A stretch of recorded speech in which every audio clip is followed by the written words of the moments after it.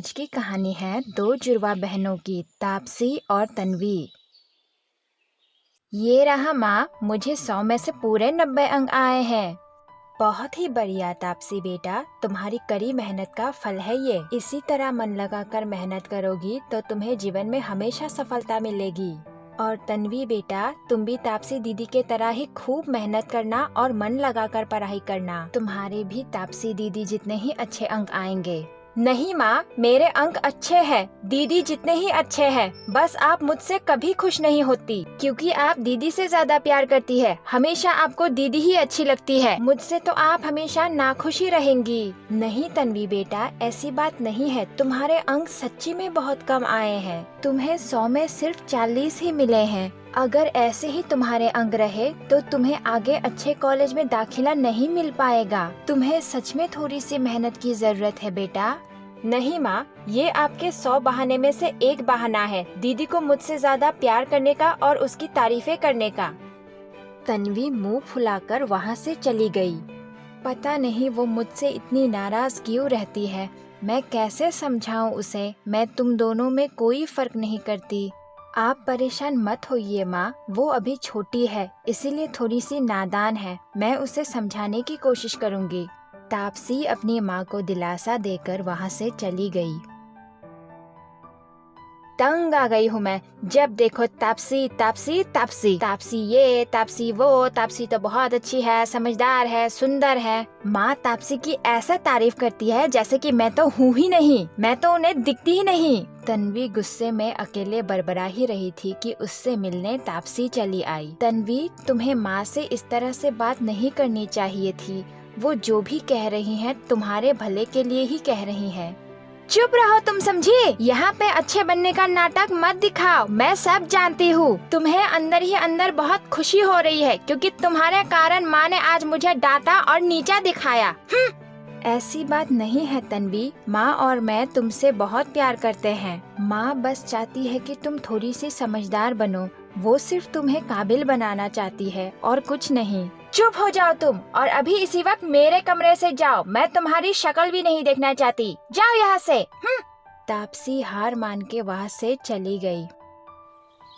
अगली सुबह, तापसी बेटा, तन्वी बेटा, जल्दी से यहाँ आओ, मैं तुम दोनों के लिए कुछ लाई हूँ। बेटा कहाँ रह गई तुम दोनों, जल्दी से यहाँ आओ, तुम दोनों को मासी के घर जाना है। आपने हमें बुलाया माँ? हाँ बेटा, ये देखो, मैं तुम दोनों के लिए तुम दोनों की पसंद की हुई नई ड्रेस लेकर आई हूँ। तापसी के लिए ये ऑरेंज वाली और तन्वी तुम्हारे लिए ये पर्पल वाली। तुम दोनों ये नई ड्रेस पहनकर तैयार हो जाओ और अपने मासी के घर जाओ, उन्होंने आज तुम्हें खाने पर बुलाया है। ठीक है माँ, लेकिन मैंने अब अपना इरादा बदल दिया है, मुझे अब ये ऑरेंज वाली ड्रेस चाहिए, ये ज्यादा सुंदर है और मैं इन्हें तापसी दीदी के फेवरेट लाल कलर वाली जूते के साथ ही पहनूंगी। पर बेटा, ये पर्पल कलर वाली ड्रेस तुमने मांगी थी और ऑरेंज कलर वाली तापसी दीदी ने, तुम पर्पल वाली ही ले लो ना। नहीं माँ, मुझे ऑरेंज वाली ही चाहिए, तापसी दीदी तो वैसे भी मुझसे ज्यादा सुंदर है, उन पे तो सब अच्छा लगता है, पर्पल वाली आप उन्हें ही दे दो। तन्वी कपड़े लेकर वहाँ से चली गई। न जाने मैं तन्वी को कैसे समझाऊं, दिन ब दिन उसकी नासमझी बढ़ती ही जा रही है। जानबूझ के उसने ऑरेंज वाली ड्रेस ले ली क्योंकि वो तुम्हें पसंद आई थी। कोई बात नहीं माँ, ये पर्पल वाली भी बहुत अच्छी है, मैं यही पहन लूंगी। लाइए, ये मुझे दीजिए, आपने इन्हें इतने प्यार से लाया है, मैं पहनूं या तन्वी, बात तो एक ही है ना। नई ड्रेस पहन के तापसी और तन्वी दोनों अपनी मासी के घर की ओर चल दिए। लेकिन थोड़ी दूर चलते ही उन्हें दो अलग अलग रास्ते मिले। यहाँ तो दो अलग अलग रास्ते हैं। तन्वी, क्या तुम्हें पता है मासी के घर की ओर कौन सा रास्ता जाता है? पिछली बार जब आई थी यहाँ एक ही रास्ता था। वो दोनों आपस में बात कर ही रहे थे कि एक परी प्रकट हो गई। प्यारी लड़कियों, तुम दोनों चिंता मत करो, मैं तुम्हारी मदद करती हूँ सही रास्ता चुनने में। लेकिन आप हैं कौन और भला आप हमारी मदद क्यों करने लगी? मैं एक परी हूँ, मेरा काम है इन दोनों रास्ते में भटकने वाले राहगीरों को सही रास्ता चुनने में मदद करना। मैं तुम दोनों की भी मदद करूंगी। ये भूरे रंग वाला रास्ता तुम्हें तुम्हारी मंजिल तक जल्दी पहुंचा देगा, लेकिन ये रास्ता मायावी है। तुम्हें यहाँ कदम कदम पर ऐसी चीजें मिलेंगी जिसको देखकर तुम्हारे मन में लालच आएगा। इसीलिए ध्यान रहे, अगर तुम दोनों इस रास्ते को चुनते हो तो तुम्हें सिर्फ अपने मंजिल की ओर सीधे चलते जाना है और लालच के माया जाल के चपेट में तुम दोनों को नहीं आना है। ये दूसरा रास्ता, कम भूरे रंग वाला, ये एक सही और सीधा रास्ता है। यहाँ से जाओगी तो तुम्हें तुम्हारे मंजिल तक पहुँचने में वक्त जरूर लगेगा, लेकिन तुम समय पर वहाँ जरूर पहुँच जाओगी जहाँ तुम्हें पहुँचना चाहिए। ठीक है, मैं भूरे रंग वाले रास्ते से जाऊंगी। मुझे इतनी दूर चल के नहीं जाना। अच्छा हुआ तुमने बता दिया, ये एक अच्छा शॉर्टकट है। नहीं तन्वी, हम कम भूरे रंग वाले रास्ते से जाएंगे, वो सीधा और सही रास्ता है। तुम्हें जाने से किसने रोका है? तुम्हें जिस तरफ जाना है तुम वहाँ जाओ, मैं तो भूरे रंग वाले रास्ते से ही जाऊंगी।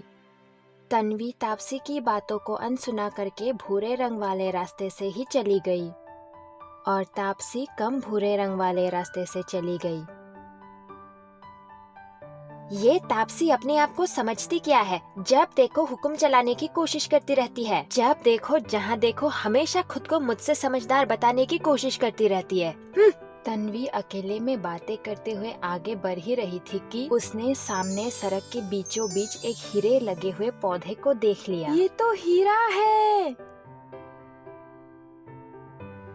दूसरी ओर तापसी कम भूरे रंग वाले रास्ते से आगे बढ़ रही थी और थोड़ी देर चलने के बाद वो अपनी मासी के घर पहुंच गई। वहाँ बिना सोचे समझे तन्वी हीरे तोड़ने लगी और लगभग उसने पूरे 10 हीरे तोड़ लिए। तभी वहाँ एक जादूगरनी प्रकट हुई। ए लड़की, तुमने इन हीरो को किससे पूछकर तोड़ा है? तुम्हें पता है इन हीरो की कीमत क्या है? इसे तोड़ने वाले को बदले में क्या देना पड़ता है? नहीं, मैंने किसी से नहीं पूछा। मैंने इसे देखा तो मेरा मन किया कि कुछ हीरे मैं अपने साथ घर ले जाऊं। तुमने बहुत अच्छा किया लड़की, तुम इसे ले जा सकती हो, लेकिन इससे पहले तुम्हें इन हीरो की कीमत चुकानी पड़ेगी। एक हीरे की कीमत है तोड़ने वाले की जिंदगी के 2 साल और तुमने पूरे 10 हीरे तोड़े हैं, तो इस हिसाब से तुम्हें अपने जिंदगी के 20 साल मुझे देने होंगे। तुम्हारी जिंदगी के 20 साल मुझे मिलते ही मैं जवान हो जाऊंगी। मुझे माफ कर दीजिए, मुझे इन हीरो की कीमत नहीं पता थी। मुझे ये हीरे नहीं चाहिए। आप इन हीरो को रख लीजिए और मुझे जाने दीजिए। बिल्कुल नहीं, अब मैं तुम्हें पत्थर का बना दूंगी और सूरज ढलने के बाद तुम्हारे जिंदगी के 20 साल मुझे मिल जाएंगे और तुम बुढ़ी हो जाओगी। हे काली रात के शैतानों, इस लड़की को पत्थर का बना दो। हे काली रात के शैतानों, इस लड़की को पत्थर का बना दो। ओ भ्रिम। जादूगरनी ने तन्वी को पत्थर का बना दिया। दूसरी ओर तापसी अपनी मासी के घर खाना खा रही थी। बेटा, मैं जानती हूँ तुम तन्वी को लेकर परेशान हो। तुम ठीक से खाना खाओ और जल्दी से वापस जाओ। शायद वो रास्ता भटक गई होगी। मैं उसके लिए कुछ मिठाइयाँ बांध देती हूँ, तुम उसे दे देना। अब ठीक से खाना खाओ। ठीक है मासी। तापसी ने जल्दी से खाना खाया और तन्वी के लिए मिठाई लेकर वहाँ से चली गई और फिर भूरे रंग वाले रास्ते के अंदर चली गई और वो चलते चलते तन्वी के पत्थर के पास पहुँच गई। ये तो तन्वी जैसी लग रही है।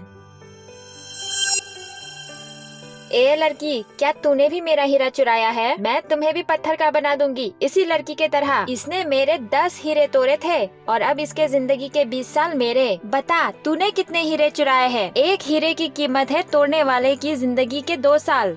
नहीं नहीं, मैंने कोई हीरा नहीं तोड़ा है। मैं तो बस अपनी बहन को ढूंढने आई थी। उस पोटली में क्या है? जल्दी से पोटली खोल के दिखाओ। तुमने मेरे हीरे इसी के अंदर छुपाए होंगे। पोटली लाओ यहाँ, जल्दी से खोलो इसे। तापसी जादूगरनी के पास गई और अपनी पोटली खोलकर दिखाई। ये देखिए, पोटली के अंदर सिर्फ मिठाई है जो मेरी मासी ने मेरी बहन के लिए भेजी है। ये तो बहुत स्वादिष्ट लग रहा है। हाँ, ये बहुत स्वादिष्ट है। आप इसे चखकर क्यों नहीं देखती? जादूगरनी मिठाई देखकर खुश हो गई और अपना मुंह उसे खाने के लिए खोला। ये बहुत अच्छा है। बड़े दिनों बाद मैंने ऐसा कुछ स्वादिष्ट खाया है। क्या मैं उसे भी खा लूं? ठीक है, आप खा लीजिए। जादूगरनी ने तन्वी के हिस्से की सारी मिठाई खा ली। ये बहुत स्वादिष्ट था। तुमने मेरा पेट भर दिया और मेरे मन को भी संतुष्ट कर दिया। इस रास्ते में दिखने वाले हीरे, सोने, जवाहरात, तुम्हें जो भी चाहिए तुम वो ले लो। तुम इतना सारा ले लेना कि तुम्हारे मन को संतुष्टि मिल जाए। जैसे तुम्हारी मिठाइयों को खाने के बाद मेरे मन को संतुष्टि मिली, उसी तरह मेरा तुम्हारे मन को संतुष्ट करना जरूरी है। मुझे हीरे, सोने, जवाहरात नहीं चाहिए, मुझे सिर्फ मेरी बहन वापस चाहिए। क्या आप मुझे मेरी बहन वापस कर सकती हैं? तुम्हारे अंदर लालच बिल्कुल नहीं है। अगर इसी में तुम्हारे मन को संतुष्टि मिलती है तो मैं तुम्हारी बहन अभी वापस कर देती हूँ। पीछे हटो। ओम भ्रीम भ्रीम भ्रीम भ्रीम। तापसी, अच्छा हुआ तुम आ गई। मुझे जादूगरनी ने पकड़ लिया था और मेरे उम्र के 20 साल ले लिए थे। मुझसे गलती हो गई तापसी, मैंने तुम्हारी बात नहीं सुनी। मैं अब से हमेशा तुम्हारी बात सुनूंगी और मैं तुमसे प्यार से भी पेश आऊंगी। मुझे माफ कर दो। ठीक है, कोई बात नहीं। अब रोना बंद करो और घर चलो, माँ इंतजार कर रही होगी। तन्वी को अपनी गलती का एहसास हो गया और अब वो खुशी खुशी अपनी बड़ी बहन के साथ घर लौटने लगी।